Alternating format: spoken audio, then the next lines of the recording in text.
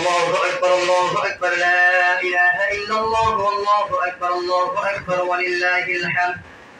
الحمد لله الذي جعل لكل أمة منسكا ليذكروا اسم الله على ما رزقكم من بهيمة الأنعام وعلم التوحيد وأمر بالإسلام. الله أكبر لا إله إلا الله والله أكبر ولله الحمد.